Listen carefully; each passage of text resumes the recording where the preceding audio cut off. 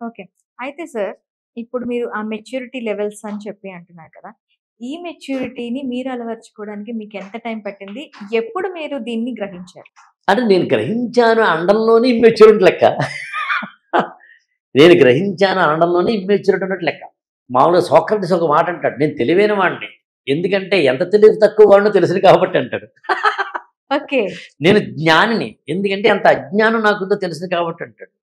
అది నేను నమ్ముతాను యాక్చువల్‌గా. ఎవరైనా కానీ తనను తనలో ఉన్న లోపాన్ని గ్రహించినోడు గొప్పోడు. హ్మ్. తన పాజిటివ్ గ్రహించినోడు గొప్పోడు కాదు. తన నెగటివిటీ అందులో నువ్వు గమనించు, తాము చెయ్యలేని పనిలోకి కొంతమంది వెళ్ళి చేతులు, కాళ్ళు కాల్చుకుంటారు కావాలంటే చూడు. హ్మ్. అంటే అవును. అర్థం ఏంటి? They are not doing themselves. అంటే దేవుడు నాకు వ్యాపారం తెలీదబ్బా! వ్యాపారం తెలియనప్పుడు ఏం చేయాలి? మూసుకు కూర్చోవాలిగా. అవును. అది వ్యాపారం తెలియకపోయినా కూడా నేను వ్యాపారం చేస్తానంటే ఏమవుతుంది?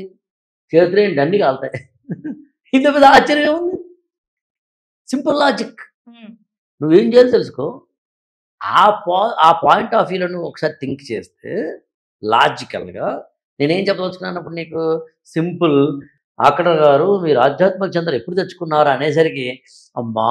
మాధురి నిజానికి నేను ఓ రోజు సాయంత్రం కార్తీక పౌర్ణమి నాడు ఆ రోజు నాకు జ్ఞానోదయం అయింది అని అన్నాను అంటే నాకు ఆధ్యాత్మిక శక్తిగా రాలేదు నాతో.